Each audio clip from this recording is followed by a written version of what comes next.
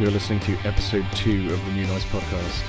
New Noise is a podcast where Devin, him, and me, Jack, cover music's new releases, new news, new singles, new albums, the whole range, really. Hope you enjoy. Hello and welcome everyone to the third or second, we'll call it second episode of the New Noise podcast, the podcast that doesn't as of yet have any sort of tagline or promotional material or anything. Hi Jack, how are you doing? We need a tagline. We do. Oh. Well, I mean, maybe, I don't know. You tell me. How do we intro these things? I don't know. Name. Okay. Yeah, no, you wait until we have to write a description. Whew, that's going to be a spicy one. Get it over with. All right, cool. What up, everyone? There's too much music. We can't cover it all. There is definitely too much music, and too much interesting music as well. It's not even just like, oh yeah, this is the 50 millionth, pop rap record we've covered this week. There's loads of interesting shit coming out too. It's kind of mad. Not interest. There's uninteresting shit coming out too. Well, trust me. We just don't care. Exactly right. Yeah, who cares about that stuff? We just ignore it, and then music seems completely based because you only listen to the 1% of it you need to, right? No, I'm putting my foot down. We're listening to that Morgan Wallen country record that's 36 songs long. That's a lot of songs. Are they all like 10 seconds or something? Like, goddamn. No, it's an hour and 52 minutes long. Oh, yeah, lovely. Well, that's exactly what I said after the previous episode, right? It's like, hi, Jack, I would love you to give me more really long albums back to back to back so I can, have a wonderful time. Those are my exact words. But anyway, I guess we should probably talk about some singles, because Lord knows we have a lot of records to cover this time, even if a couple of them will be short. There were a couple I listened to. Singles? Couple singles. I think the only two that the only two I really listened to were, that I want to talk about anyway, was, and you haven't listened to the first one, unfortunately, the Pupil Slicer Blossom single. They've got a new record coming out in June. I think it's June 2nd. They've pretty much announced all of the, the track listing, they've thrown up the album art, all that good stuff. Pupil Slicer are a cool band. If you don't know who they are, they're like an upcoming mathcore band from the UK. Their first record kind of, I would say, blew them up a little bit out of nowhere, a little bit. I mean, people sort of, in the heavy music scene, generally were aware of their existence, but the first record really seems to have cemented them as, like, a band people are paying attention to. And I think that's very fair, because the first record was a really goddamn good rendition of, like, some very, almost, like, classic-sounding mathcore, I guess. I know you were a fan of that record, right? I can't remember for sure. Yeah, it's really cool. Absolutely. Yeah. Yeah, so cool upcoming band, lots of, like, ferocious sounding heavy riffs and disorienting patterns and all that good stuff that you love in the genre. I know you said you haven't listened to this single, but it's a bit of an odd one, actually, because, like, this is essentially... I feel like for bands like this, it's almost a bit of a cliche that at some point they get more melodic or whatever, but this is like the turnaround on this has been very fast. This is like, when I first heard this track, I really wasn't sure what to think of it, because it's very, it's almost like more traditionally rocky, and you have Kate singing for, I think, probably the first time on it, which was also quite surprising. But one thing that struck me, even from the first listen, is actually, like, it's a pretty long song that goes through a couple different sort of stylings or sounds, and initially I was like, I don't know how I feel about the, like, more melodic elements of it, but after realizing how long it was and how many sections there were, there's like a solo, there's like more kind of schizophrenic-y mathcore bits, there's like a large chorus towards the end with like more melodic leanings, and after realizing all of that and the track length, I was like, wait a minute, this kind of seems like it could be an album closer. Lo and behold, I looked up the track listing, and it absolutely is the album closer, yeah. So after realizing that, I was kind of more like, okay, actually I could see this working within the context of the record. If some tracks are like more melodic and they've got a lot of the mathcore stuff still weaved in there, and there's some more experimentation and, more singing and all that kind of stuff that you sort of expect from at least the third record, if not a second, then I could definitely see this track working a lot better in the track listing. But overall, I just thought it was like decent, and I'm eager to hear more, essentially. So that's pretty much where I'm at with it. But after, I've just kind of ranted about that because you haven't listened to it. But then, I guess the second single, did you? I don't know if you listened to this one. I can't remember you saying the JPEG Mafia Danny Brown single. I haven't listened to it. I mean, this is great content. Great. Cool. Content. All right. This is just the Devin hour then, I suppose. All right. Cool. No, but I mean, honestly, I don't have a ton to say about this one. Danny Brown, JPEG Mafia are both really, really great experimental rappers. both of them sometimes hit on incredibly bizarre kind of often noisy or just like very disorienting production, which I'm a big fan of, especially like Danny Brown's Atrocity Exhibition. I mean, it's like one of my favorite records, period. I don't know, are you a fan? I can't remember. Yeah, of course I am a fan of that record. Cool, yeah. It's mind-blowingly good. Yeah, cool, okay. Yeah, mind-blowingly good record, for sure. So, whenever Danny Brown puts something out, I'm eager to hear it, but I'm generally less of a fan when he goes for something a bit more standard. Like, I really liked Triple X, wasn't so big on old, and the latest one, you know what I'm saying, wasn't massively for me. So to hear him come out with a track with JPEG Mafia, and for the production to be some of the most glitchy production I think I've heard Danny on, period, is kind of an interesting prospect. There was actually, so one funny thing is I was chatting with a friend about this song, and he was saying that he liked the overall production and liked the, the flow and the cadence and the rapping and all that stuff, thought it worked well, but thought the mixing was super weird.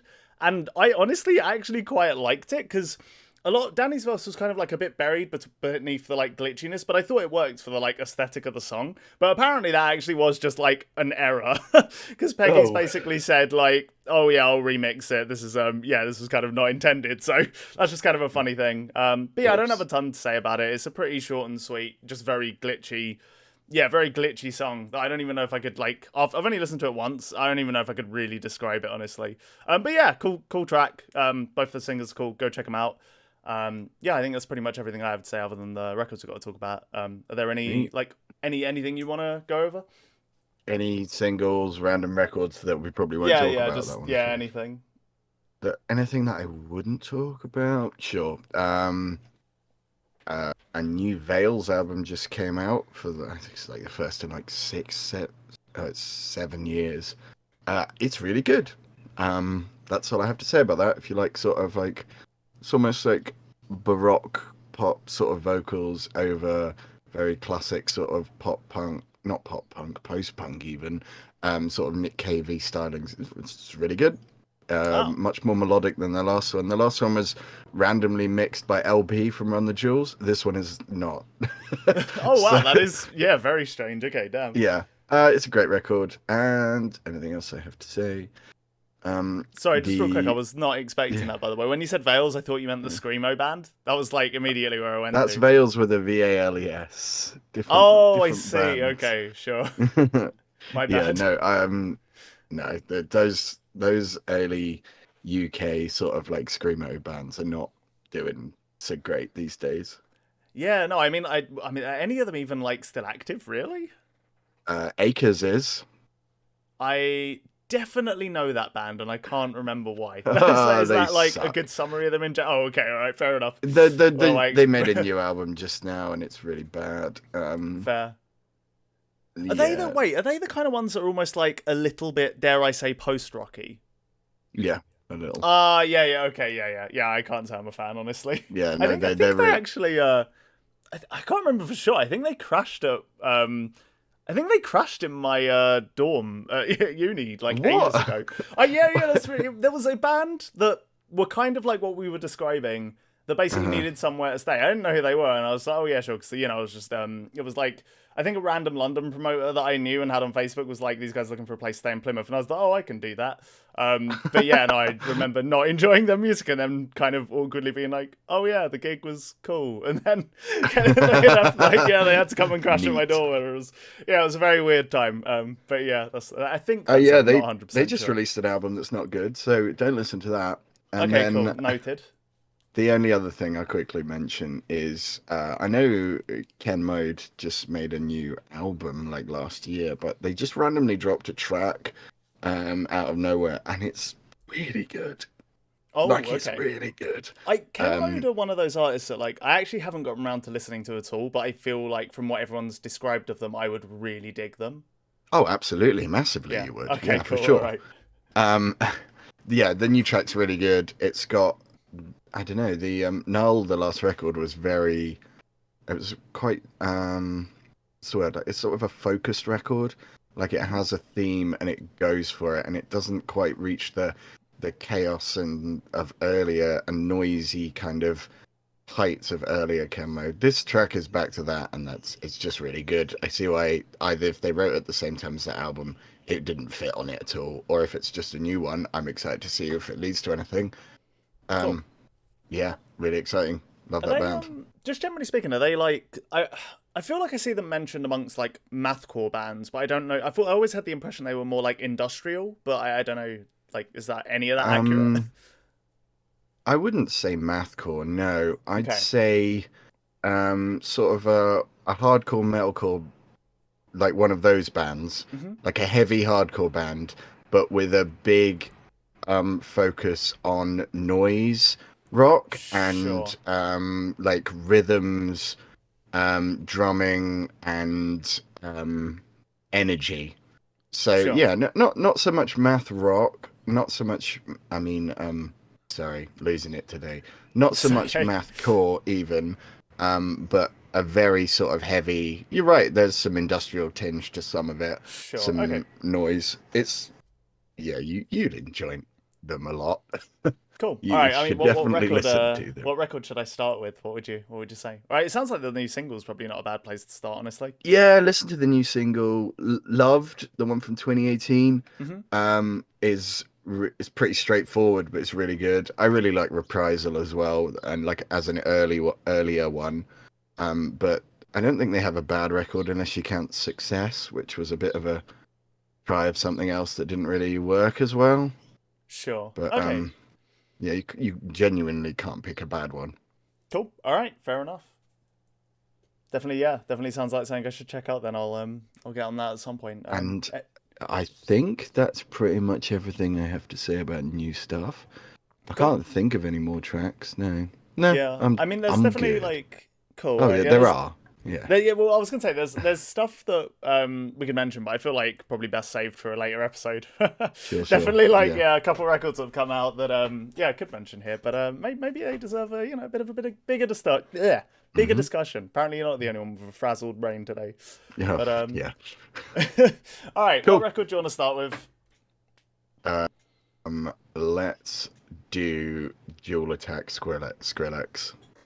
Oh, okay, cool. All right, so yeah, sure. I can't remember whose suggestion this was, but I mean, like, yeah, it was kind of mine. I'm sorry. Oh, yeah? Oh, okay, sure. Okay, all right, fair enough. Yeah, Skrillex has come out with 2 records. They're pretty far away from what he used to make, so I think a lot of people, and after the fairly substantial break I think he's taken from music, I'm not 100% sure. But he definitely didn't release like a big project since like he did the collaborative record with, was it Diplo? With Diplo. Yeah, okay, yeah. Oh, I really don't like that record. It's not good. Yeah, it's solidly not good. But yeah, no, I think there's been a lot of discussion around this record just because he's changed his sound so much, and I think that's true of both records, even if they're fairly distant. They're different. Yeah, they're different from each other. For sure. Yeah. What one do you want to start with? Let's start with "Don't Get Too Close." Cool. Because I think that's the one he put the least effort into. Let's say that. Oh yeah, 100%. I think I agree with that. Did you know what? Actually, I think I'll take this one away because this record is kind of baffling to me. Because like, on one hand, it has a lot of the production chops and the same like production flair as the other one, but I just don't know what happened to some extent, because like I don't feel like this record is like truly awful or anything like that, and that almost makes it weirder to me, because like effectively what he's done is he's made 2 dance music records for sure that are heavy on kind of like lots and lots of like lots of very bassy synth sounds that are very like clean and kind of very well produced for sure, but he's applied them in 2 totally different ways. It's got like both of them have EDM vibes, trap vibes, all of these sort of things mixed in it for sure, but they couldn't sound more different.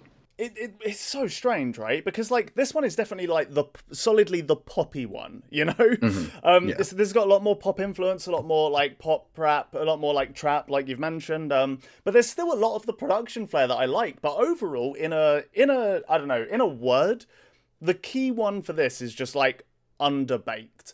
I feel like there's so many ideas on here that could have been good, and there's even a couple tracks I actually do like, but every single time it's like a 2-minute track, kind of a cool idea, and that's all it is. And then the other half of the track, outside of the production, are usually these kind of super obnoxious, like, auto-tuned rap verses, or, like, just sung verses, and a lot of them are just, like, just do not work for me. I don't know, is that the same kind of, like, vibe you got? Or? He wastes, like, good features with just the most boring verses. No energy. They're just sort of, like, styling it out over a beat for, like, 20 seconds, and then they're like, all right, see ya. Pretty much. It's baffling. Absolutely baffling. The Kid Cudi verse on Summertime is like just the worst verse I've heard from him in ages. Just so boring. There's Pink Panther ass on here as well, and she's just like, no, I don't care. And what track is she on? I'm not on Way Back. I don't know all the people. Way Back. Okay, the first track. Yeah. Second track even, but yeah, they're sure, yeah. It just feels a little bit like you said, underbaked. It's almost as if he had this ready for a while, right? Mm-hmm. And then he was like, I haven't made an album in a long time. This can't be what I come back with. So he's got this sort of like collection of stuff that he doesn't think is awful, but isn't his passion project. He wants to release it. So the best way for him was to release this with an album that I think he cared a lot more about as just an aside to that other album. Yeah, I could see that for sure. Get the streams in, increase listen time and stuff. And it's not like these tracks are terrible. They're just nothing tracks, a lot of them. Yeah, for sure. And who the fuck had Skrillex and Anthony Green from Circa Survive on the same track on their bingo card for 2023? What the fuck? What song is that? That's 3 a.m. That's Anthony Green from Circa Survive. Oh my god, that's so weird. Like, wow, what the fuck? I'm not gonna lie. My notes are actually even funnier in that case, because I did not know that. Oh my god, I've written So I don't know about you. I found a lot of the so I thought the first half of the record had more of the good ideas, and the back half is where it started to get way more mixed and kind of all over the place. Absolutely. It's just the first half is better. Yeah, 100%. Yeah. Spoilers, but both albums, the first half is better. Yeah, I think I agree with that. I can't remember for sure. I'll need to bring up the track listing for Quest for Fire. I think I agree with that. There's definitely. No, I know. Yeah, you're just right thinking about it, actually. Yeah, no, I think you're just right on that. But yeah, I feel like, now knowing who it is, that's even funnier. Because I've just, for 3 a.m., I wrote that, for me, I found this song, really obnoxious. I don't know why it was 3 minutes compared to all of the other 2-minute tracks. It feels like it has the least things to do with the time. I thought the beat was fine. It's like another bass-heavy, trappy kind of rap beat. Doesn't do anything, ultra interesting. But I fucking hate the chorus. That obnoxious, almost child-sounding ass chorus is just, it's not good. And I thought the vocals over most of the track kind of sounded a bit cheesecake gratery to the ears. I was not a fan. As someone who unironically enjoys Anthony Green's vocals, I'm quite a big Circa Survive fan. Yeah, same. They're processed so horribly. They sound so bad. They're processed to worm your way directly into your ear. They're almost like, when you hear a buzzing and you're like, it's like that. 100%. The whole track. What the hell? Damn, that's so wild. That's who it is then. That's crazy. I guess there's a lot of, I just felt like overall, especially in the second half, there's a lot of really obnoxious tracks. I found a lot of the choruses especially. I will say, one of the things I did like about this record is every now and again it hits on an instrumental idea that I does think worked quite well. I think Way Back was almost a really good track, way too underbaked. I like Selector a lot. I think the kind of dancehall inspired beats really cool. The little bass wobble works well. There's a decent progression to it. Yeah, Selector's cool. Ceremony is a decent track as well. I like it. It feels sort of washed out and vibey, but actually looks like it had some care put behind it. Do you know? Okay, maybe you did not get this at all. Then I agree. I really liked the track. I would also consider it like kind of washed out, but the vibe it gave me was almost like 2000s pop track. Like it reminded me a little bit of Justin Timberlake. I have no idea if you got that, but I did not get that, but okay, sure. fair enough. All right. That's the kind of vibe I got, and that wasn't the only time it popped up as well. Weirdly, like the song "Don't Go," I felt like also had that kind of thing with like the sampled like. The kind of sampled looping guitar, like acoustic guitar in the background, but then kind of like a modern take on the beat. That track reminded me a little bit of that as well. Just quickly, by the way, what the fuck was he thinking on the actual title track? Like, I have no idea who thought that was a good idea. Yeah, it's just like. It's like he's trying to go for this sparse experimental almost thing. It's almost like a deconstructed set of the sounds he'd been toying with up until this point. But the vocals just are so ill-fitting. And like, why is this song 4 minutes? I actually don't understand. It's where the album starts to wear out its welcome as well, from about like almost sort of at the end, but not quite at the end. And then he's just like, I know what they want. Yeah, no, 100%. A 4 minute random ass sort of broken up track. No. Yeah, I just don't know what he was thinking. But anyway, honestly, there's probably too much time spent on this record. Yeah, it doesn't. It's probably more time than Skrillex spent making it. You know, I was literally about to say the exact same thing, so we're definitely on the same wavelength. So let's flip over to Quest for Fire, the much better record. To be fair, I don't think Don't Get Too Close was terrible, but it was solidly in the camp of like mixed bag with a lot of bad. Like that's where I'd put it, you know. If I never listened to it again, I wouldn't be mad. Yeah, 100%. Yeah. But in complete contrast to that, holy crap! How many bops can you fit onto one record? Jesus Christ! Yeah, it's strong, isn't it? It's definitely the best album that Skrillex has ever put out. But I mean, whatever you think of him, you might say that might not be too hard, but it feels like the time where he's the most focused on making something he wants to make, and that he, you know, thinks is cool and works with all these people that he clearly thinks are like cool people, and he just wants to bounce off ideas off them and make something interesting. Yeah, you can kind of tell, even if you're just looking at the two records, like the covers of the two records. One looks like he commissioned someone to make it in Blender in 10 minutes, and this one looks like it kind of sets up the whole album in terms of vibe and energy, and For sure. It's like, I mean, it's kind of funny actually, because on the other record, that's the other record's album art is almost what I would have expected from old Skrillex, which is kind of weird, despite, because it's still quite far apart, but like, I don't know, like, so personally for me on Skrillex, when it comes to his older stuff, like, I didn't mind it. Like, I was never like an ultra hater or anything, but I didn't have a connection with the sounds that he was kind of like toying with beforehand. So look, I didn't. I was like 12 when Bangarang came out. What a bop! 100. Amen, brother. Amen. Preach. But yeah, but no, I remember Recess coming out and thinking it's weird because like that record, even back then, even though he was toying with such different sounds, was also kind of a mixed bag. So even back then, it's clear that he had like an appreciation for like different genres, even though it came out in a more kind of like trashy way, I guess, or more like gimmicky way, I guess is the best way to put it. Whereas I feel like on this record, it definitely feels like the variety here it's something that he clearly has an appreciation for, like all of these genres, like again, but it just all feels so much more tasteful than anything off like Don't Get Too Close or any of his older stuff, really.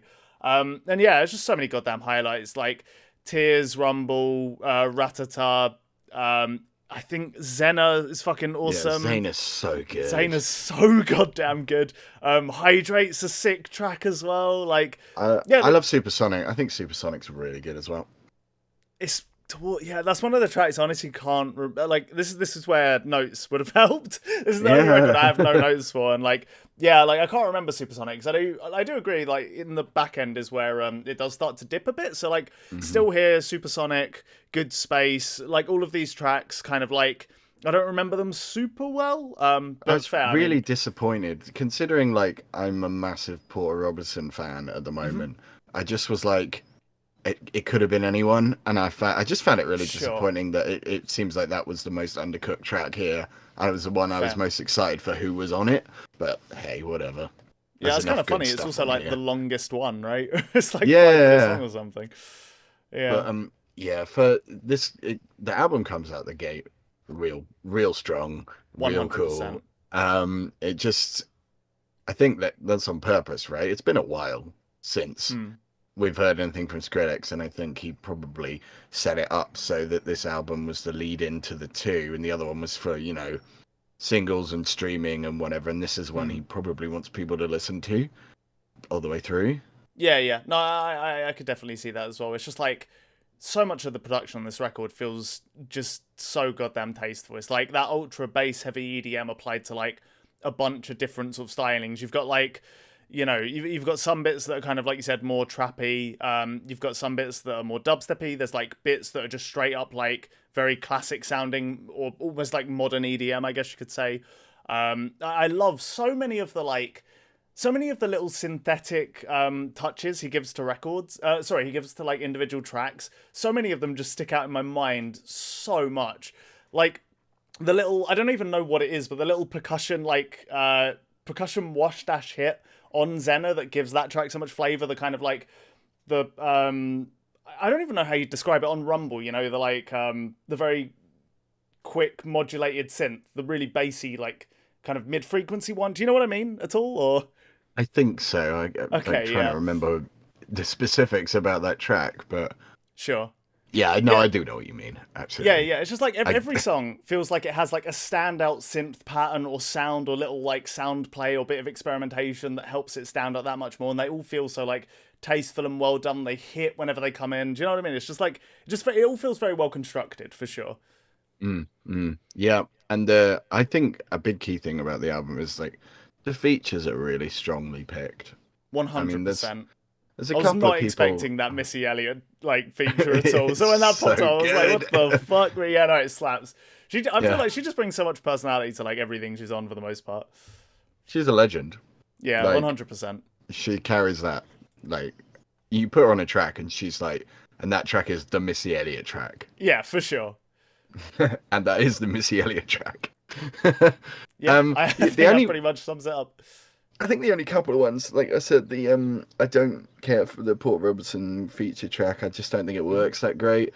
And hell, if I can hear like Hesler on a street I know at all. Maybe they just sort of work together on it rather than it being a more traditional feature, because he is it is a rogue pick for someone to feature on a track like this. Not familiar with them at all. Who is that? He's a experimental percussionist who sort of does these esoteric jazz influence soundscape percussion albums and pieces and performances. Really worth checking out, but I wonder whether it was more of a collaborative thing rather than a feature because there is some interesting percussion on there, but yeah, I would struggle to be like, oh, absolutely, I know who this guy is. Sure, it it doesn't feel like his could be fingerprint anyone. as much. Yeah, no, not at all. But cool. Yeah, what a weird choice for a feature, but kind of genius. It shows the kind of people, like, he is in tune with who is exciting and who's doing interesting stuff and wants to work with them. 100%. Because yeah, you don't. No one else is collaborating with you like his. Let's say. I'm glad that he is. Also, what is that random ass like clip from Warped Tour doing in there? Dude, I wanted to mention that so much. I actually like when I saw the track title, I didn't look at the song length. So I was like, wait, what is this song gonna be? And then when it came in, I was just like, what am I even listening to right now? Like, yeah, that was one of the most bizarre things I've heard on any EDM record, I think, really. He's just connecting with his roots, man. I guess so, yeah. I think that's what it is. I wonder if the thing I really want to know is, does that interview actually have Pete Wentz on it? I don't know. I can't tell from the voices alone. I have no idea. Who is the interviewer? Because oh my god, it just sounds like Steve-O. Why is that so accurate? I don't. I was like why? You're completely right. Yeah, it kind of does. I was not expecting that. All right, damn, fair enough. Yeah, cool. Oh yeah, I mean, I don't know that I have a ton more to say. Honestly, it's just like a cool Cool record. I think everyone should definitely give it a shot if you're into electronic records. I was not expecting two of the best records of the year so far to be both like dance records. That's kind of crazy. But yeah, this and like Kalela are definitely like up there so far. I know we're still early, but like yeah, just unexpected. But pleasantly surprised. And both of them kind of they have a slight through line, and they're both very connected to very bassy, almost underwater sounding like dance music. So yeah. That's kind of cool. If Skrillex needs to release a family-friendly, Spotify record for everything he tries some cool stuff on, keep going, King. Yeah, 100%, absolutely, yeah. I'm down for it. I'm it's fine all by for me. it, yeah. If he's going to keep releasing shit like this alongside it, 100%, go for it. Yep. All right, neat. What are you thinking of next? All right, I guess I've made you pick the last two, and honestly, I feel like I make you pick a lot because I'm an indecisive motherfucker. So you know what? So I'm making we're gonna do it. All right, let's go for. Do you know what? Let's go for this Shame record. Okay, cool. Cool. I don't know. Is this one of the ones you have more to say about, or less so, or you're not sure? I think I can say a bit about this record. Cool. All right, I kicked off the last one, so take it away. So how familiar are you with like Shame's other stuff? So I listened to the previous record, and I wasn't like a massive fan of it. I felt like it was fairly average for the style it was going for. Not bad by any stretch. Like definitely, competent with some interesting stuff going on, but like did feel a little middle of the road for me. Like I know a lot of other people sort of really thought that's where they came into their own, but I didn't feel that way at all. So this is something interesting, I think. There seems to be two camps for Shame. I remember when they were first sort of breaking on to a scene, and there were live, a bit sort of Black Midi-esque, there were these live videos of their performances going around where people were just mind blown by their performances and their energy and everything. And then they put out songs of praise, and I was like, oh, fine. And it just seemed anonymous, right, compared to that excitement that they'd created before that. But it sort of captured that part of the UK indie scene, the people who hang out in Rough Trade a lot. And it really caught them, and people would not shut up about how amazing it was. I think it was Rough Trade's album of the year. That sort of thing. And I did not connect with it at all. Drunk Tank Pink, I think, is a better album. They definitely tried to move past what they did on Songs of Praise because they were really young, probably. They were trying something. They made an album, saw how it goes. Drunk Tank Pink is like a lot more angular, a lot more varied. I like the record. I think it's a good record. I don't think it's incredible, but it's a good record. It's definitely a band trying to do something, and sort of like some of it works, some of it doesn't. I think this album, Food for Worms, is the first time that they've tried to do a single thing and gone, this is what we want this album to sound like. It's much more melodic. It's a lot more focused. The lyrics seem a lot more focused around current situations rather than all over the shop about anything that comes into their heads. And I think it feels a bit more thematically put together musically as well. So I think it's got all that going for it. The melodicism, before he's very much the vocalist is very much sort of like a stand there and do an artistic shout over the top of things, and then shout a bit more gravelly when things get intense. Now he's got more styles to work with.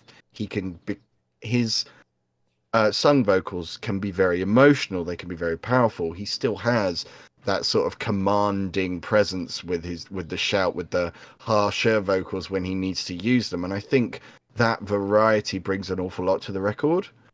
I like the first track. I think is a good introduction. Six Pack is a standout for sure. It's a great track. I think the bass in that track is underappreciated. People keep talking about how wonderful that the guitar is, and I'm like, are you guys listening to this bass line? Yep. No, I'm 100% with you there, bud. That grit on it. Oh god, it sounds so good. Alibis, again, great track. A bit more like the previous stuff. And then Adderall and Orchid, I think, are like the centerpiece of the record. They're really, really strong, something a bit different, almost sort of ballads with personal lyrics that you can really feel because they slow down. They take their time with it. They aren't belting it at you from the front of a stage. They are there with you, taking you through a story and trying to get you to connect with it. I think from then on, the album kind of falls off a little bit. I don't love the last maybe like 4 tracks as much as I think it builds itself quite nicely up to this point, and then it loses something there. But interesting. Okay. Up until then, I really like the album. I think it's their best run of tracks, and then after that, I'm losing it a little bit, but I think it's still a good record. Cool. I don't know what did you think? So it's interesting actually, because overall I think I agree with what you're like. Overall, was in your conclusion where you landed on the record in the very end of it. If you had to sum it up, like I largely agree with you. I think it's definitely like this is the first record where I feel like they've gone for something a little more distinct. It feels more put together. And overall, I think this is a pretty great, maybe even record. Like, is solidly in the camp of good, really approaching on that great territory. I do agree it drops the ball at a couple points, but it seems like we actually probably disagree on where it drops the ball. All right, let's go. So, firstly, from an instrumental perspective, I think the band just kind of kill it everywhere. I actually really love like tight. They're not only tight, but they feel like everything feels like quite organic and jammed out, and there's loads of little like variations and flourishes across the board for every instrument. I can tell you why. It's because this is the first album that they recorded live in the studio. Ah, interesting. Okay. Yeah, I mean, you can absolutely feel that across this record. I think it adds a lot to the record. It's like, it's one of the strongest elements of it. But I actually think the vocals are kind of, if anything, what let us down a bit, in like a broad sense. I don't think the vocals are bad. I just find them very middling. I feel like there's some parts where what's happening instrumentally demands something a bit more impassioned or kind of like personality driven. I don't know. It's not like I said, I don't think they're bad. It's kind of ironic because I feel like we had this discussion last week where I said that it's rare that vocals like push me in one way or the other. Like most vocals just fit in that very middle section where it's like all fine and then it has to be exceptional or terrible for me to really take note. And that's kind of funny because these are so almost for me so middling. I've taken note, you know. So I'm a massive hypocrite is all I can say. That's what we've discovered essentially. What do you find middling about it? Do you feel like that they're not powerful enough, or that they're sort of recessed, or not, just sort of don't have enough emotion behind them, or it's more that I just find them almost from like a sonic perspective, just like the way they've been mixed, the way they sit in the band, it never feels like the vocals drive the band forward, which is something I really love about a lot of the best, like, you know, post-punk, indie rock and art rock sort of bands or bands in that world. Like, you know, if we could talk about Idols, for example, a great example, where the vocals absolutely drive that band, and the band are great behind it, but it really elevates, I think, everything they do, you know?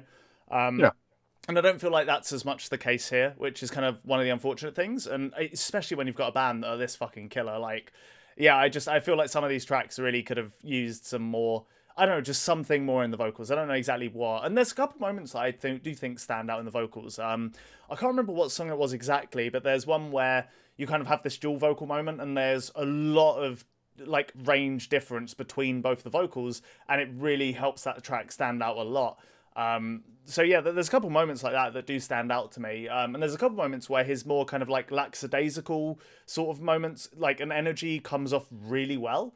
But overall, I just felt like it demanded something, just a little bit more.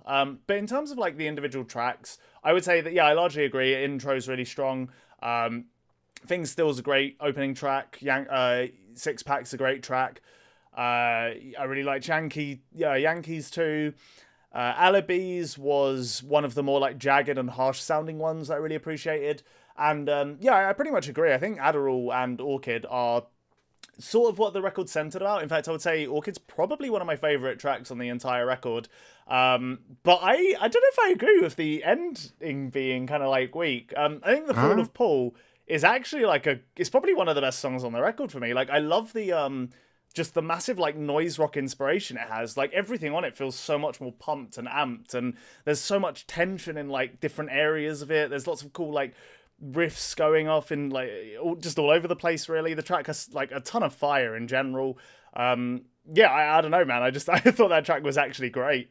I'll tell you what, I might really think. I might think that this. I like the production of this record, but I think it can feel a little exhausting. Oh towards, yeah, and that might be why the album falls off at the end. It might not be so much that the quality of the tracks changes. It's just it gets a little much, a little samey. Yeah, okay. I could I can understand that for sure. Also, I'm 100% calling it alibis now, not alibis. Oh, alibis. Did I wait? It's called alibis. Oh my god, yeah, come on. I think, yeah, I mean, my pronunciation is going to murder me at some point, I'm pretty sure. But yeah, that's fair. I can understand that. It's got a very cohesive, like, aesthetic the whole way through, for sure, and the production does help with that. But I got to say, I didn't get that personally, because I just felt like the record was like a very good length for what it was, you know? It's like 40 minutes, roughly. I think like very sort of standard, and it has enough variation, I feel like, to justify that. For me, I would say, overall, there's just a couple tracks that... So I feel like a lot of what I like about this record, especially over the previous one, is, like you said, the whole sound just feels like it has a bit more purpose and personality behind it. But I feel like there are a couple tracks that bleed a bit more into like a more standard sound. I wasn't a huge fan of the closing track, for example. I thought Burning by Design, which is also in the back end, was like another just sort of more standard genre trapping-y, like post-punky, indie rocky kind of song. I can't remember. There were a couple tracks in the intro as well. Like, most of the intro is very strong, but there was, I think maybe it was, honest to God, I think Adderall is probably the one where it wasn't like ultra standard. Wow, really? But do you know what it was? I feel like that track, like, with the build it's going for, it sort of just feels a tad underbaked. Like, I feel like it could have gone on for longer and gone to a more interesting place too. Do you reckon that I know you're not huge on lyrics, and that I think is like the lyrical centerpiece of the album. Sure. So maybe it like leaves you a little cold. Yeah. Yeah, because I think that's how I feel. Is that's kind of leading up to this sort of like theme of trying to keep contact with people and keeping and supporting people around you, and that's one of the ones. It's almost like a tragic story of being unable to do that, and that's what drives that track. Okay, yeah, fair enough. If you're not connecting with that, then maybe that's it's not a track for you, I guess. Yeah. And I would a say lot sort of emotionally hinges on that track hitting for you as well. In terms of like the through line through the album. So if it doesn't, I can see why it might lose you a little bit. Sure. In fact, that might be why I didn't connect as much with the vocals in general. Like, if I was more honed in on the lyrics, or if the lyrics connected with me more, that would like make a bit more sense throughout. But yeah, I just overall, I think this is a very solid record. I'm very excited to see what they do next. One thing I didn't mention, I don't know, maybe this is just me. I feel like this record actually almost has like a little bit of like psychedelicness in some of the sound play. That I thought was really good. I thought it helped the record a lot, gave it a lot of personality. But yeah, and so it's the guitars, I think. Yeah, for sure. In a lot of places, they're very sort of psychedelic inspired in places. Yeah. To close, I think this is a tough type of music to be trying to make at the moment. In the UK, I just think there's so much competition and so many bands just putting out things that don't feel like they stand out at all. And I think that the best thing I can say about this album is I haven't heard anything like it. Yeah. No, this definitely, it definitely feels like they're coming into their own, and we're getting something that is, like I said, just a bit beyond the, almost like the genre tropes that you would expect for something like this, you know? Yeah, and that's probably where they're one of the big bands sort of in this little scene that they've got going on, and I think they probably deserve to be. Yeah, for sure. Yeah. No, I do agree. I hope to see them go on to great things in the future. This was a pleasant surprise for sure. I was not expecting to like this record when you first mentioned it, to be honest. 'Cause I thought I was just gonna be like, yeah, it's very middling. It's a shame album, but yeah, no, yeah, it's a pleasant surprise for sure. Awesome. All right. Where should we go next? Do you reckon? Got anything? Let's go for. You know what? I feel like okay. So you probably have. If I had to guess, okay, it's my guess. If I would say you probably have the most of the records we have left to say about Big Brave. I don't have loads to say about Big Brave. Oh, okay, cool. Neither do I. I thought you might have more. Okay. Fair enough. Okay. Would you want to just let's do that now? Yeah, sure. Let's do that one for sure. Yeah. I think the reason I don't have much to say about the Big Brave record, which I can't remember what it's called, so I'm gonna find out. Nature really Mortar. Thanks. The reason I don't have much to say about it is not because I don't think it's good. I do think it's very effective, but I think it does one thing very well. 100%. For the whole album, and I don't think it's trying to do much else. So, they're very accomplished musicians. I think the vocals set this band apart. The drums set this band apart, but there's the genre that they're going for, which is sort of drone and heavy sludge metal and other things that you can that are related to those genres. Variation is not really what it's known for. Definitely not. And this isn't really, I think, pushing the boat out too much, apart from, I think, like I said, the vocals I think carry something extra, but I think this is sorry, just real quick, the vocals on this record are like I really do actually love them. I think that they have a lot of power. I think the particular, like, that sort of folky inflection they have as well, like, adds so much to what would otherwise be a relatively standard record, I almost feel like. Yeah, they give me the vibes of something other sort of like sludge and post metal and similar style bands that have a vocalist that just sets them apart. That's a similar sort of thing as like I don't know if you've heard. Is it Battle of Mice? I'm not familiar with them at all. With Julie Christmas, she's another one who I just think elevates the source material, and this is a similar thing. Is it? And I don't really have much to say in terms of specifics. I don't think the album starts off very well. I think it just starts out of nowhere, just instantly, and I'm like, what? And then it builds itself out. I wouldn't have minded if they'd cut some of that and reworked it a little bit. But sure. After that, the tracks are really, really strong. I think the one who Born's a Weary Load, great album track. Great track title. I think that's a bit of a standout. It really where the album comes into its own, and then towards the end where you get those like long tracks in a row, there's enough variation there to stop me getting bored. And then the album finishes itself off quite quickly, doesn't overstay its welcome, isn't one of these bloody drone metal albums that's like an hour and a half long, 40 minutes in, out, does the thing it came here to do. It kind of unsettles you, undermines the listener, and then it gets what it has to say out in it, and it's done. I think it's a great record. Cool. All right, I mean, I largely agree with that. Essentially this record is just like thick walls of these like very droney, like distorted guitars. There's I mean, I don't have like a ton more to say other than what you've said. I feel like the overall effect is pretty it's got like a pretty powerful like vibe and general aesthetic. Like I love all the kind of like weird scraping guitar noise all over the place, combined with like that folky infection and this very like the drumming across the record is simple but incredibly effective, because it's always like reflecting kind of like, or like exaggerating some rhythmic element of what the guitars are doing or something like that, and it all works like very, very well for what it is. I it's think just it's mixed very well. For sure. Yeah, 100%. Like the mixing and production in general does such a good job of making everything have exactly the amount of power and exactly its place in the mix that it should have, you know?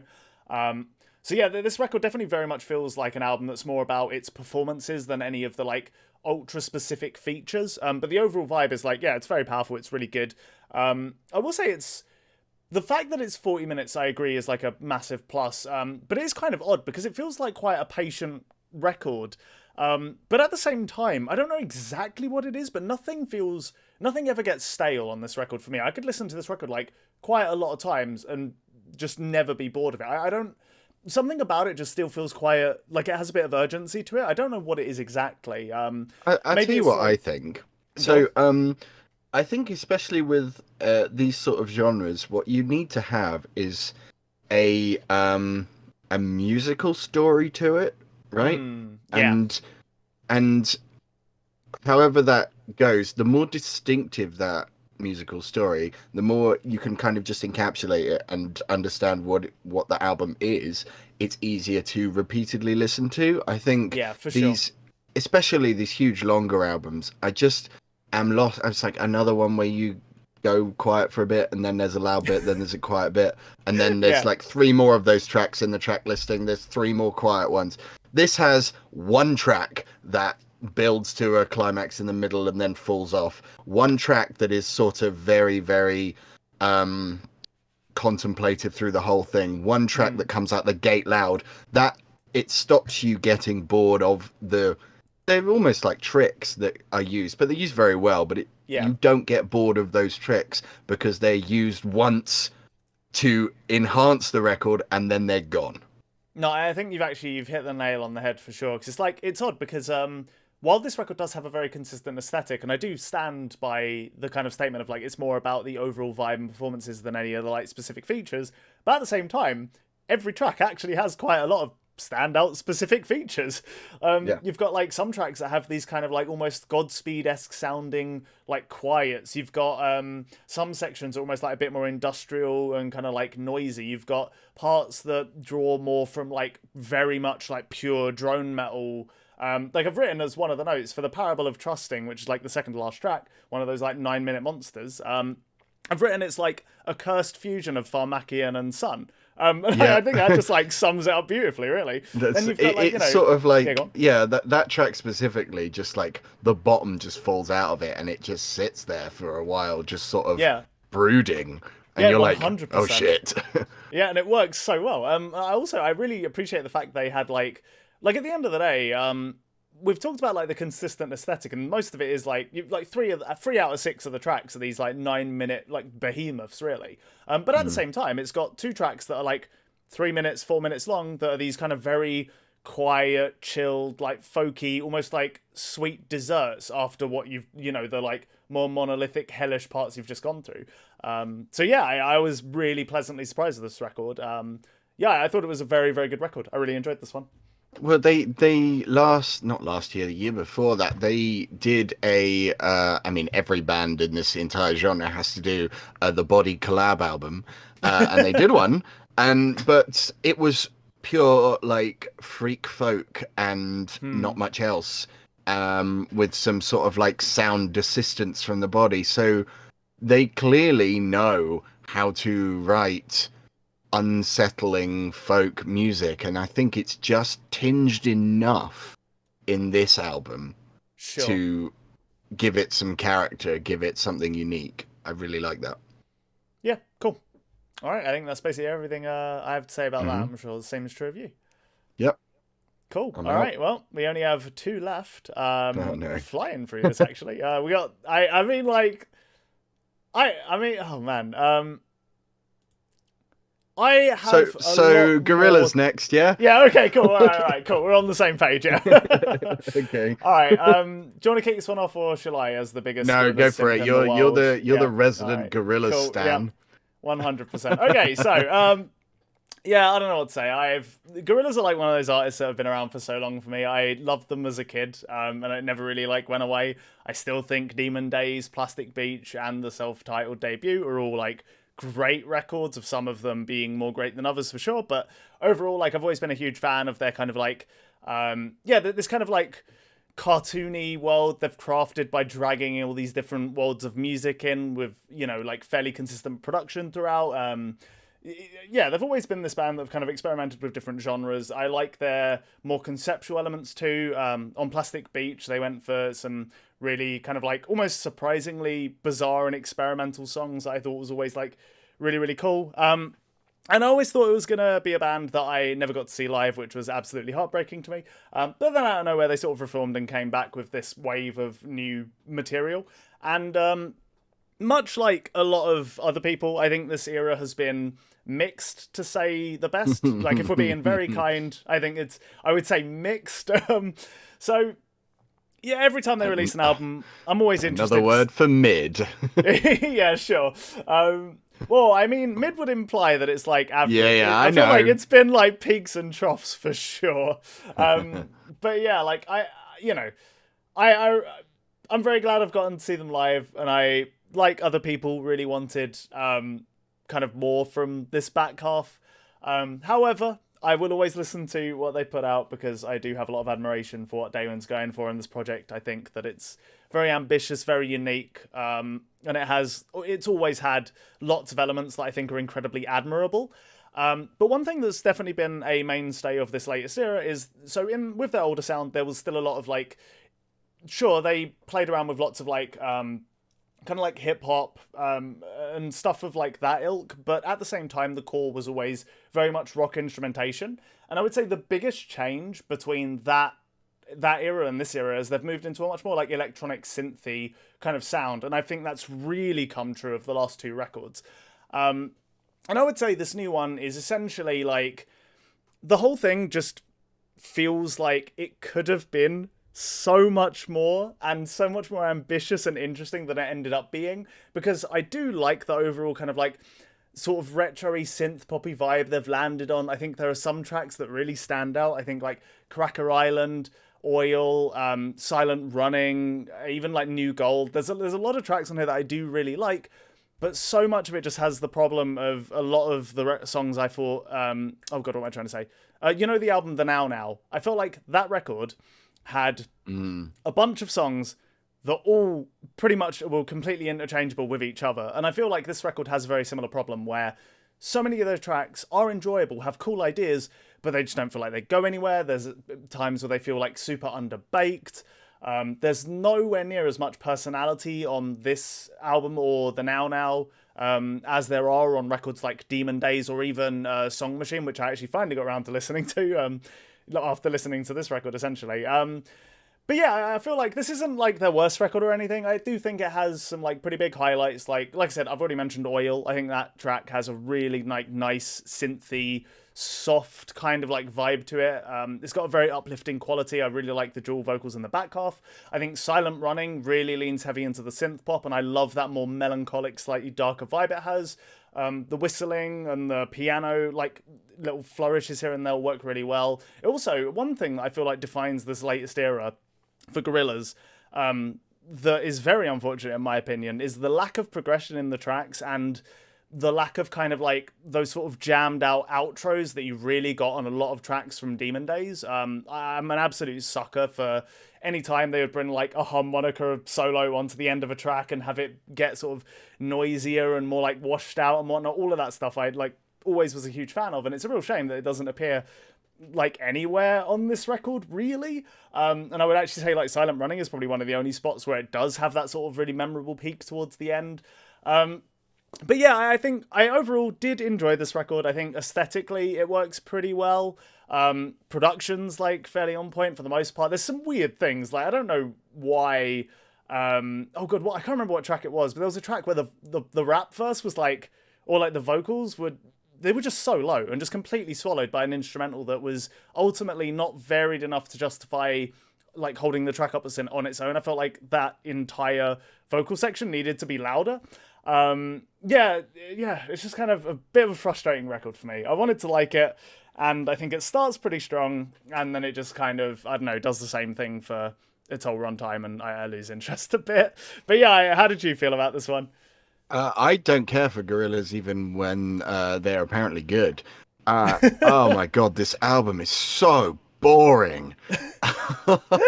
Damn, whoa, hang on. I thought I'm not gonna lie. I was like, we're agreeing a lot on this podcast. I thought this was gonna be agreement throughout. Damn. Lame. Okay, all right, fair enough. Oh, this sucks. Okay, look. Damon Albarn is a talented dude, all right? Mm-hmm. But I think he's reached peak. What's the word here? He's become so infamous in the industry as being this sort of lightning rod for collabs and people around him. He could pretty much do whatever he wants. And he how do I put this? He needs to not do whatever he wants. He needs to, I think he's trying to dip his toe in multiple styles, work with these different people, because he can. Like, you only need to look through the last couple of albums. Like, I didn't mind Song Machine, right? But every single track on Song Machine, I know it's the point, is like, I'm featuring this one person, and then I work with them and make a song. Cool.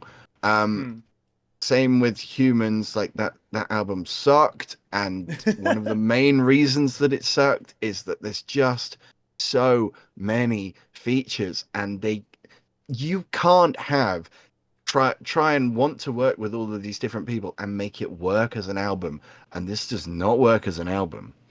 Oh, that's really interesting, actually, because continue. It's just, we'll be it's just having not words, possible. young man, but go on. we just switch between these different vibes, and I get that like on this album, I've got disco-y vibe to some of it, and I'm like, okay, fine.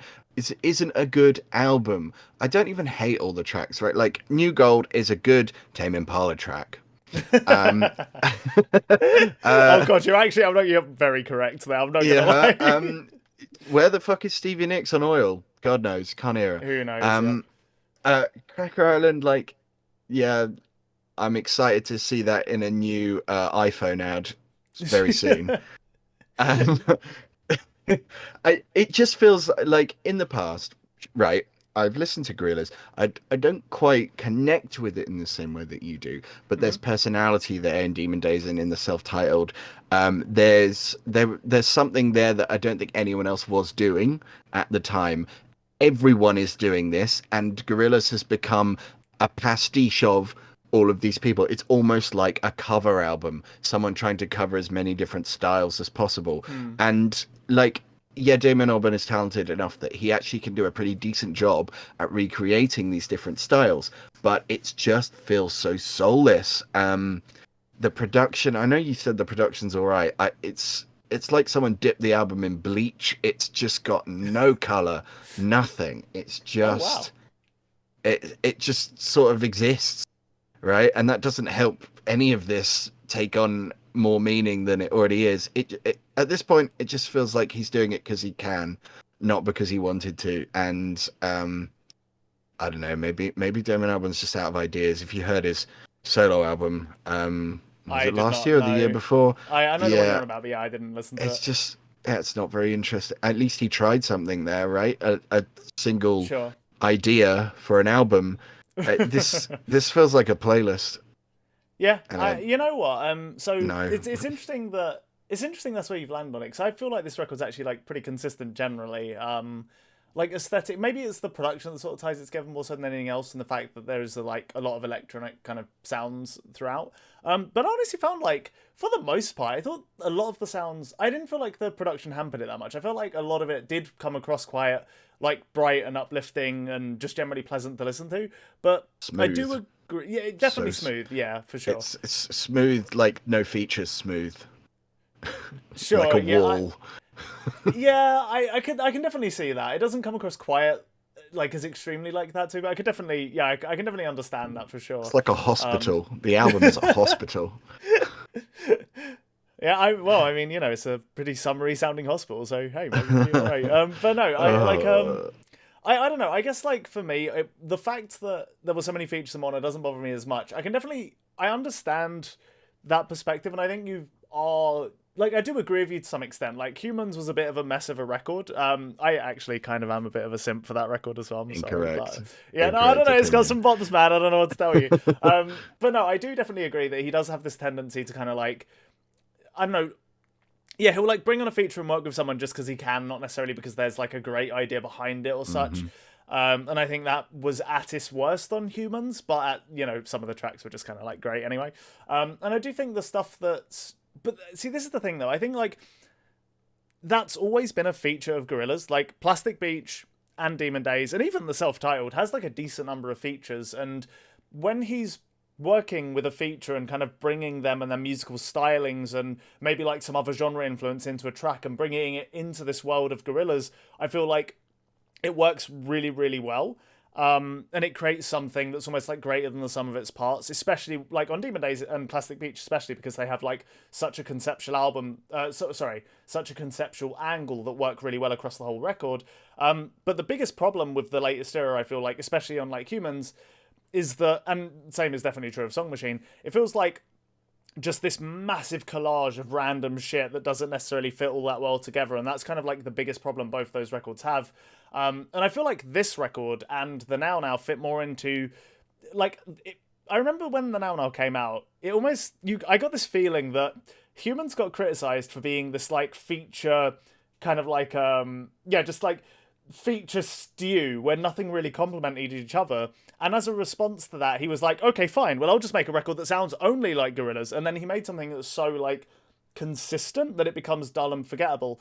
And this record is kind of like, I feel like this is sitting in a weird midpoint between that and something with more features, where it's like most of it is fairly consistent and forgettable, but there are different like elements that bring different vibes. And yeah, it just kind of, it doesn't work quite as well as it should. I do think there's still more merit to this record than some of their other records, for sure. I still think it's good. I don't know if I would ever come back to this though, for sure. It's like definitely not a super interesting record front to back. I'll definitely give you that one. But you know how I said mid at the start? Yeah. There you go. Yeah, fair. All right, yeah, that's fair the enough. outro. Yep. Okay. Cool. Hey, Gorillaz, you ready for a discography review? Mid. That's all I can say. All right. Cool. Yep. Cool. All right. So we've got one record left. Yeah, I guess we are. Yeah, the final record we have to talk about. Thanks, Why? Jack, for bringing this into my life. Why? But yeah, we decided to check out what our old buddies Godsmack have been up to lately, and I got quite a lot to say about this one. I was never a Godsmack enjoyer. I mean, I'm not gonna. You know what? You're just a hater, okay? I'm out here repping Godsmack all day long. All right, my rock lads. Let's go. Anyway, You've got that lip ring. Yeah, exactly right. Yeah. Do you want to kick this one off, or shall I? Oh man, what do you even say about this? This is a lot is what you say about this. I know, I don't know how to intro it. So, yeah, this is when people talk about how they enjoy heavy music.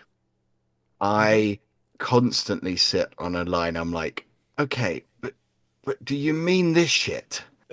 Or do you mean? And I'm like, I don't want to be like, yeah, cool. Oh, that's so awesome. I'm sat there. I'm scared to say anything in case they go, yeah. Fucking love Papa Roach, or you know what? They're a better band than this. Let's not even dig on Papa Roach. Okay, fair. I'm talking about Breed, Godsmack, these limp dick bands. I just like. If you ask me what the music I actually think is genuinely the worst it's a tough question, because obviously that is so many good candidates, right? Yeah, I think most music has merit, and it has at least, even if it fails at trying to do something, it tried. Yeah, well, that's true. Yeah. I feel like the last couple of Godsmack albums that I've heard, because fuck, listen to all of them, they're not even trying. And I think that's a problem that all of this fucking, you know that green text 4chan meme where it's like sirens and shit. It's like, welcome to rock radio. Yeah. This is the fucking shit that they play on rock radio. This is why radio is dying. Absolutely. Okay? Because Kerrang radio, I don't know. Is that even a radio? I don't care. That's the kind of shit, especially in, I think, rural, local rock radio in America. This is the only place people are listening to this anymore. Yeah, I mean, that's the only place I could imagine listening to this, because, like, I have no idea where.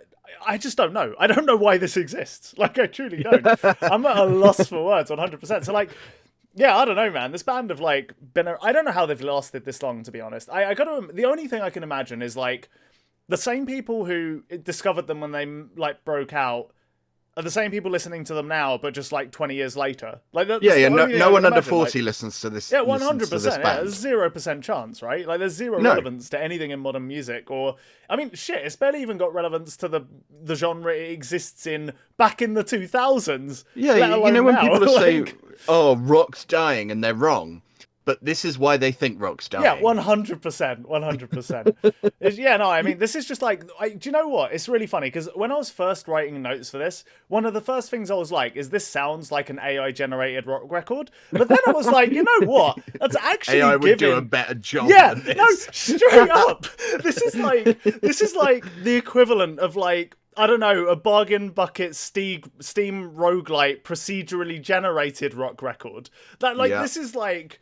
actually unfathomably, like, bland and just I don't know if I could, like, listen to any song on this record and distinguish it from any other song on this record. Like, the production, you actually could. I'm impressed. That takes some doing. I've listened to this way too much as well. Like, I'm impressed. There's at least 2 tracks here that really stick out to me, and let's just say it's not for good reasons. Okay, yeah. Let me guess. Wait, one of them has to be Red, White, and Blue, right? Oh, the funniest track I've heard all year. Dude, oh my god. It's like, do you get the vibe? That track is like the equivalent of, like, the internet tough guy. Like, do you get that vibe at all, or is that just me? Yeah, absolutely. Yeah, okay, cool. That track sounds like what they put before Ben Shapiro walks out at the Turning Point USA march. Oh god, that's so accurate. That's like a Steven Crowder core tune. 100%. I hear it. Yeah, that's it in a nutshell. The other track that stands out specifically, I will come back to Red, White, and Blue. I am not finished. But Soul on Fire stands out because it made me uncomfortable with how aggressively horny it was. You know what? This is one of those times where I just have to say, like, okay, I truly do not pay attention to lyrics at all. Because, like, I've got that one down as, like, that's probably the only, like, heavy song on this record where I was like, you know what?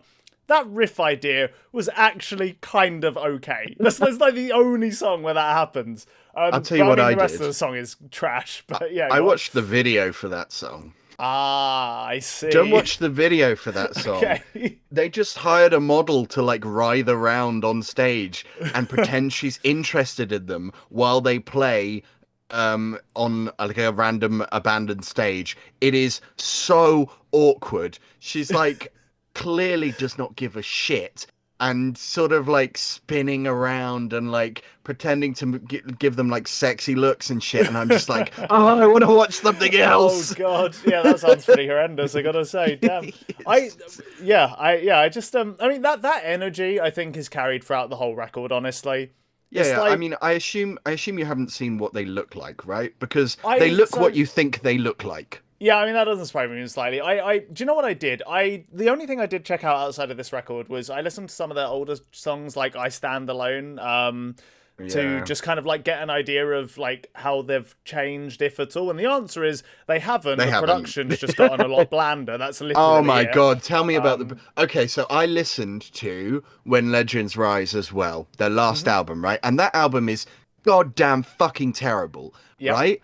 But, okay, I'd rather listen to that one again because the production of that one sounds competent, right? Sure. The production of this album sounds wet. It's like the limpest fucking heavy production I have ever heard in my life. It's some of the most sterile shit I've heard. It's unbelievably bland and just, it's ridiculous. I don't know how they've done it. Like, I didn't know guitars could sound this sterile. I didn't know it was possible. I'm not immune to, one basic ass riff, like doing a little bit of like head nod, like, that riff's kind of groovy. The song sucks, but the riff's groovy.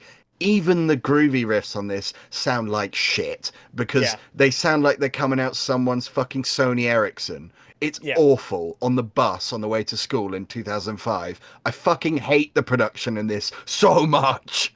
Dude, it is actually impressive. I don't know how else to describe it. Like, this is impressive because I completely agree. It's like every single riff on this record is like, for the most part, it's like just ultra generic. Some of them have a bit of groove. Like I said, Soul on Fire is the only one that has like an even slightly urgent sounding, cool little angular riff. It's not like incredible or anything, and the rest of the song is it's like three trash. notes. Yeah, exactly right. Yeah, but it's just like it's impressive how not only sterile, but also how they thought it would be a good idea for every riff to repeat so much through every song. the only thing that changes on any of these songs, it's still incredibly predictable because it happens on more or less every single song. But the only thing that changes is like, okay, you've got chorus riff, which is like big rock riff, and then you've got like the versey kind of like, then you've got the versey like staggered like, ba with the drums like playing the same like 4 to the floor kind of groove. Exactly. That's not even a song. That just could be, couldn't it? 100%. It could be. Honestly, damn, they're probably going to look to hire you for the next record. Shit, man, be careful when you're busting out those vocal chops. But genuinely, the only thing that distinguishes any of these sections apart from each other is sometimes they play a solo. And I say sometimes, and the solos are so bad. I like some of the solos have been like sound like they've been mixed to be like quiet enough that you can barely hear what's going on, and that feels like an intentional choice because they're all unbelievably trash. Like, I know. I have crap. I've written on my notes dreadful guitar solos, and I made sure to write dreadful with caps lock because fucking very hell. Important, 100%. Very important. It's like they're trying to do the virtuoso guitar solo thing, but they're not virtuosos. So they sort of try and do the like tapping waddly guitar thing, except really slowly because they can't pull it off, and it's just so lame. Yeah, it's I don't know, man. This is just this was honestly, you know what? I will say this. It was a very entertaining listen. Like I kind of had fun. It was like a pretty fun listen. Can we talk about Red, White and Blue? Sure, let's go for it. Because what the fuck is that track? Like, sure, all right, you are dumb motherfuckers who are, rich now because you made money in the 90s, so obviously you're like Trump supporting, and the rest of you, the only people that listen to this are regularly drive their motorcycles at the weekend and listen to this on headphones on the way, right? So there's a fair amount of like, you've got a pander, right? But this is more than pandering. This is like it's like full on simp mode. Yeah, 100%. Awful. And I like that some of the lyrics are like even on the nose, even for like on the nose right wing anthem songs, right? I can't remember the last Chud anthem I heard where the guy actually sings "Don't Tread on Me." Dude, when I was like, I laughed so much when I heard that. I just cracked up. I couldn't help myself. I was like, you know what? That's pretty funny. That's pretty funny. okay, Like there's- that's like satire, like straight up. It's just like it's just out there as well. It doesn't like connect to anything really. It's just like don't tread on me or whatever. There's Like so there's a line in this song that I can't tell if it's like just the most generic lyrics ever or it's coded. Sure. He's like talking about how the world's all fucked up, and he says in a world going black, and I'm like, bro, tell me you don't mean what I think you mean, please. Oh my god, I didn't just. Yeah, I remember that. You're right. I did not catch that. I was like, are you just being lazy or are you real trying here? Yeah, who knows, honestly. I'm generally like yeah. charitable, and I'd like to think that's not the case, but at the same time, like, put it this way, I'll say this much: it wouldn't surprise me if the other reading was correct. Yeah, if it wasn't for sure. just lazy. I I don't know, but name me a whiter fan base than I assume Godsmack fans. yeah, I mean, it doesn't exist. No, exactly. And yeah, it's so funny. And it's like, put one up for the red, white, and blue. And I'm like, what the fuck do you mean? What do you mean? What are you talking about? Who is this for? What the fuck? And Yeah, it's such like a pissy kind of take on it as well. It's not even like, I love America and it's awesome. It makes sure it goes like everything's shit because of left wingers, and that's why I stand up for the red, white, and blue. Like a patriotic song is lame, right? But it's not. This just literally sounds like, it sounds like the fucking Principal Skinner meme where it's like, no, it's the children who are wrong. But the fucking 100%. song. Oh, yeah, very funny, and the highlight of the entire record because it made me laugh, whereas everything else just made me bored. Yeah, no, that's fair. Yeah, I pretty much ditto everything you said. I tell you what, you know what? I'll give it one bit of praise. I can't tell if it's because it's the only track that like even remotely distinguishes itself. I kind of liked Growing Old. It was all right. Growing Old is funny because I'm like, yeah, we know you're growing old. I listened to the album. Yeah, you can tell it. Don't worry, we know.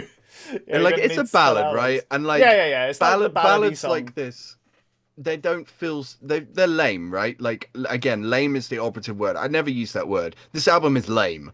Yeah. It's sort of like a stock ass fucking ballad, but like a ballad is a like a song structure for a reason because it rises something out of you, and like it's okay, fine, sure. But I'll tell you what I didn't bother to learn what the singer's name is. I'm sorry if anyone's offended by that, but he can't pull off a ballad. He's not good at singing enough. He's doing a pretty good like tough guy Disturbed vocals impression, but when it comes to the ballads, he's just out of tune. When he strains his voice even a little bit, it sounds like they must have pumped auto-tune into his voice as much as they can, and he can't even fucking get it to the right note. Imagine how bad it must have sounded in the studio. Yeah, no, that's actually a very fair point. I don't really think about that. And also, like I said, like for me, this kind of it just it wasn't something that stuck out to me as much, I guess. But like I can 100% say that. Yeah, it was probably he's flat probably like shattered all some the glasses time for sure. Yeah, he just can't hit them, and I'm like, stop trying, please. Yeah. No, that's a very fair point. I didn't pick up on that, but yeah, no, that's I could see it for sure. I also watched the video for Surrender, which someone lovingly filmed with the black and white filter on an iPhone. It's great. Nice. It's just video of them, like handheld video of them just walking out of venues, and that's it. And I'm like, okay, cool. Your budget was £8. That's being a bit generous, I think, to be honest. Yeah, I think so. Oh my god. Yeah. Anything else you have to say about this? I don't. No, not really. One thing you kind of touched on, I guess I will say, is that I do think that the vast majority of the lyrics on here are just kind of like lazy, and it's funny you mentioned Surrender, because I think Surrender had the most vapid and substanceless lyrics I think I've heard. Yeah, it's because it's a single, right? Time. And it can. Well, yeah, true. It's got to like be allowed for anyone needs to be able to relate to them. You Yeah, can yeah, imagine no, someone that's it. sat on their couch like an American being like, I won't surrender. Yeah, exactly. He's Yeah. right. Yeah, fuck that. Yeah, no, 100%. Oh no, there's one huge element that I didn't mention. Yeah, no, I Okay, completely go, forgot. go, go. Okay, this is I don't know if I don't know if I've ever, I might go so far as to say ever heard a band, or like, sorry, a rock album specifically, with drumming that is this unbelievably bland. And it's like it's not even bland in the way where it's like, there aren't like fills here and there. But it's more just like, there's so much repetition in certain phrases he's using. And then beyond that, he can't even pull it off. Like, there's sections that are actively sloppy. And I'm like, this is quantized to shit. How is this sloppy? How are you off the grid? I don't understand. Bro, we What is got to happening fill out here? the rock band easy quota, okay? Yeah, So it's people have to mad. play the entry-level songs. Yeah, true. In 20 years' time, we're going to hear about all the 60-year-olds that learned drumming at 40. And this is the record that inspired them. Oh, yeah, Let's Go was the first song I ever learned on drums. Yeah. Oh, my No, God. that's it, exactly. But no, I don't know how it's sloppy. I don't get it. It shouldn't be. You could program drums that would sound better than this. Well, I mean, not only would they sound Yeah. better, but also, like, they'd sound about as genuine and organic. So, like, Also, I don't they know have a why bassist. I don't get it.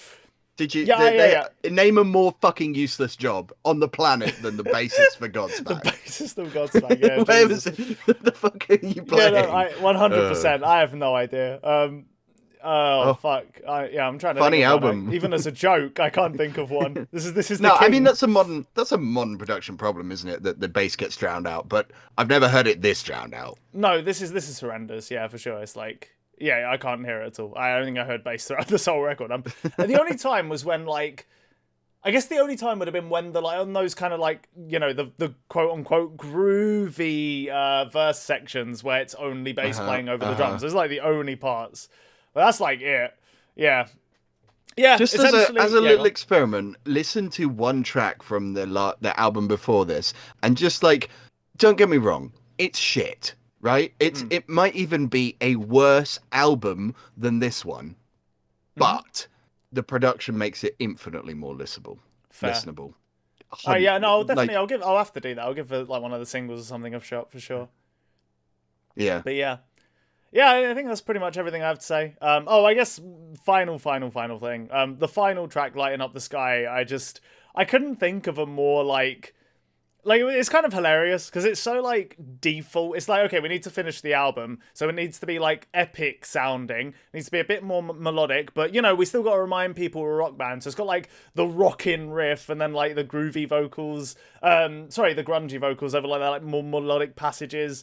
The like incredibly stagnant, stodgy like drumming. It all just comes together in this perfect fusion of like, not only the album ender, but a perfect summary of like everything, where there's like no dynamicism. It has to sound more melodic and epic, and then there's like more sections, technically speaking. It's just like it's almost poetic. I don't think I could have done a better job. So hats off to them for that, I suppose. But got absolutely garbage record. I don't know why we did this, but it's been kind of I fun have to talk bad about. So I guess news. go on.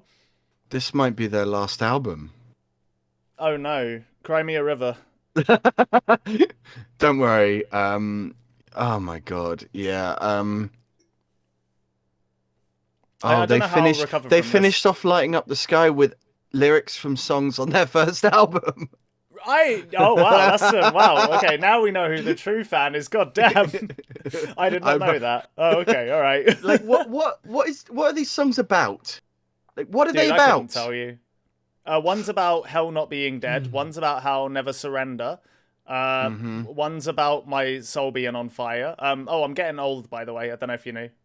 Yeah, yeah, sure. Yeah, I think okay. that's pretty much it. And then but like, okay, there's the horny one. There's the Let's Go Brandon one. There's the I'm not gonna give in one, and then there's what? What the fuck is Let's Go about? Tell me right now without looking it up. I couldn't. I 100% I couldn't. I know that. It's not a challenge. It's just it doesn't. I don't think it exists. The answer does not exist anywhere in the world. It's about nothing. Let's have a look. Let's get. I'm reading the lyrics and it's about nothing. It's about nothing. Oh no, it's about broke up. Sorry. Oh. Yeah. There you go. I'm sad now. F. I think. Yeah. Okay. Let's fucking leave it there. I don't want to listen to this album ever again. So I'm gonna stop. Yeah, no, I think that's a smart move for your own mental sanity. Yeah, Rock's dead. Moving on. Cool. Yeah. All right. I guess that wraps this one up then. How that's kind of fucked up actually. How did Godsmack end up being the longest segment? Probably because it's fun to talk shit. That's why. Yeah, you're not wrong. You're not wrong. There's a lot of shit to talk, but hey. Yeah, all right, cool. I guess that, we'll call this one here. I need to go eat. I'm actually kind of starving. I haven't eaten anything today. Godsmack really gets the appetite up. Oh, absolutely correct. Yeah, it's all the rockin' riffs, they got me grooving too hard in my chair. I'm burning all the calories. But yeah, cool. All right. Cheers for listening, everyone. It's been a fun one. We'll see you on the other end. Cheers. Cool. Listen to better albums than that one, please. You owe it to yourself. See you later. I think literally any album fits the bill there. So go listen to any album other than that one, and you'll probably hit consume music. Consume music. Amen, brother. All right, cool. Peace out. Bye. See ya. This has been episode 2 of the New Noise podcast. Thanks for consuming music with us. Hopefully see you again sometime.